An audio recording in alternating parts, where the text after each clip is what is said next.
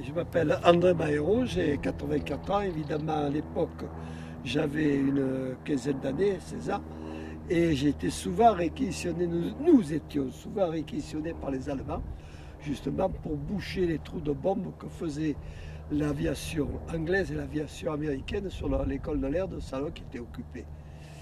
À cet effet, ils avaient construit, pour protéger leurs avions et pas les laisser uniquement sur le camp, ils avaient construit ces espèces d'alvéoles, ces espèces de garages sans toiture dans lesquels ils glissaient leurs bombardiers qu'ils amenaient sur le camp. Et bombardiers également avions de chasse.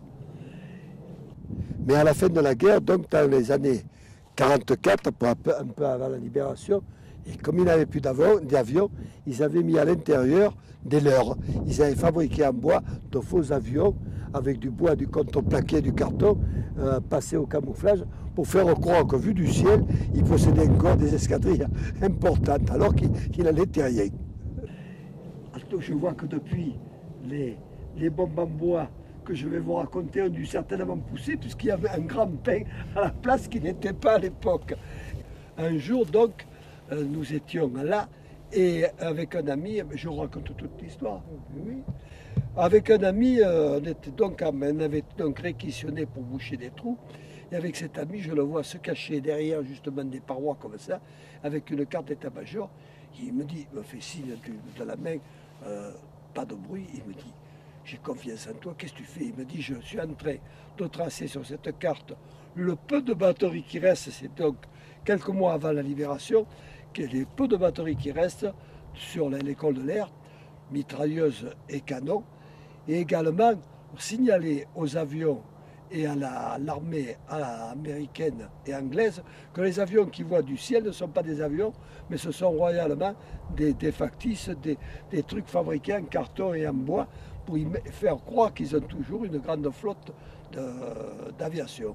Alors il me dit, tu vas me rendre un service, j'ai une carte, tu la glisseras dans ta chaussette pour la sortir de l'école de l'air, de la base, et on va leur dire que ce qu'ils voient du haut du ciel, c'est du matin, c'est pas des avions. Alors effectivement, on a tracé sur cette carte les emplacements que vous voyez derrière moi, là, certains qui sont là, d'autres qui sont un peu plus loin, et avec leur signal dessus que ce qu'ils voyaient, c'était du bois. Et quelques jours après, on a eu la surprise, alors que j'étais de nouveau réquisitionné pour boucher les fameux trous de bombes que faisaient les Anglais et les Américains sur le camp, j'ai eu la surprise d'assister à une alerte.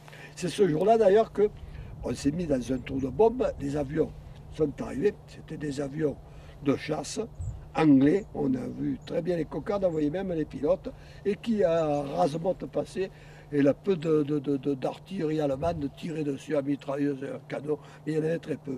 Et ils portaient un nuage de poussière, des nuages de poussière affolants, mais pas de bruit de bombe. On a été surpris, on était caché dans un trou qu'avaient fait les bombes américaines. On a sorti la tête après l'alarme, comme ils disaient. Et qu'est-ce qu'on a vu? Par terre, des bombes en bois, avec, comble de l'humour britannique, écrit dessus « Wood for wood », bois pour bois. Et à ce moment-là, il s'est souvenu à mon ami que c'était les fameuses cartes d'état-major qu'on avait envoyées en Angleterre, signalant le nombre d'avions qui leur restaient et les bombes en bois et les leurs qu'ils avaient clashées. Ils avaient donc répondu bombes en bois pour leurs en bois. André, quelle a été la réaction des Allemands quand ils ont vu que des bombes étaient tombées sur le terrain d'aviation? Il faut reconnaître qu'il ne fallait pas trop les chatouiller, pas trop leur en parler. C'était surtout parce que là, je pensais qu'on aurait été mal reçus. Et de plus, s'ils avaient su, avec mon ami, que c'était nous qui avions envoyé les cartes d'état-major en Angleterre, en leur expliquant que c'était des leurres en bois et qu'ils avaient bombardé avec des bombes en bois, je pense qu'ils n'auraient pas apprécié du tout. Ils ne seraient peut-être pas en train de vous raconter cette histoire. Il y avait que quelques mitrailleuses du coin qui crachaient, et un ou deux canons qui crachaient dans le coin, mais il n'y avait pas grand-chose. C'est après qu'ils pouffaient d'orage, surtout quand ils ont trouvé les bombes en bois par terre. Alors là, nous on souriait, mais la mine était... Ils avaient bien pensé que quelqu'un les avait trahis, et que quelqu'un avait raconté leur histoire des leurs, quoi. On s'est bien gardé d'en parler, même à nos proches amis. Cette histoire, nous l'avons racontée après la libération, quand les Américains nous ont libérés, c'est-à-dire quelques mois après. Mais s'est bien gardé d'en parler avant, même avec mon ami, on se tenait quoi de ne pas en parler. D'ailleurs, c'était la période de la guerre, une période de la guerre dans laquelle on avait des amis, mais tout le monde se méfiait de tout le monde. Oui. On ne savait pas si celui à qui on parlait ne serait pas à vous dénoncer et puis vous faire fusiller. J'ai eu quand même, dans mes amis, j'en ai eu un qui a été déporté à Auschwitz, on était 3 copains, un qui a été déporté à Auschwitz et qui en est revenu et que est malheureusement décédé depuis, et un autre qui a été fusillé par les Allemands et qui faisait partie d'un groupe de résistance. J'étais un des 3 qui restait en vie.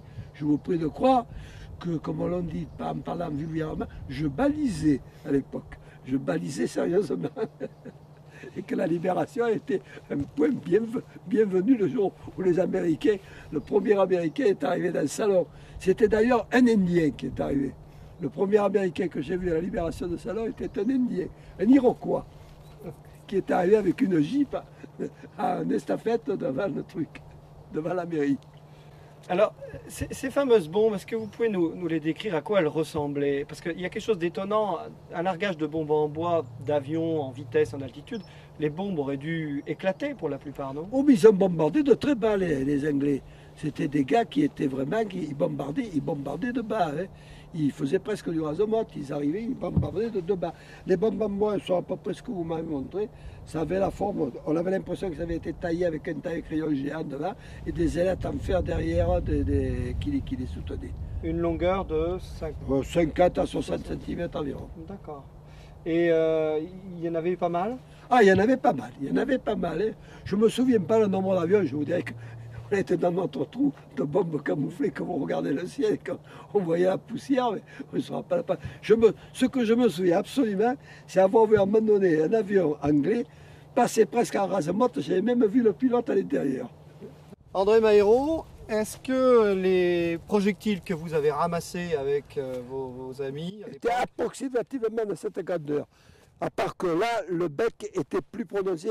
On avait l'impression qu'ils avaient été taillés avec un taille-crayon géant, là, vous voyez. Et le diamètre, c'était ça? Le diamètre, c'était ça. Et ici, il y avait des ailes. Alors, je ne me souviens pas. Des ailerons. Des ailerons. Si elles tenaient avec vissées dedans, ou si elles étaient scellées. J'arrive pas à me alors, vous souvenir. les avez portés. Essayez de vous souvenir.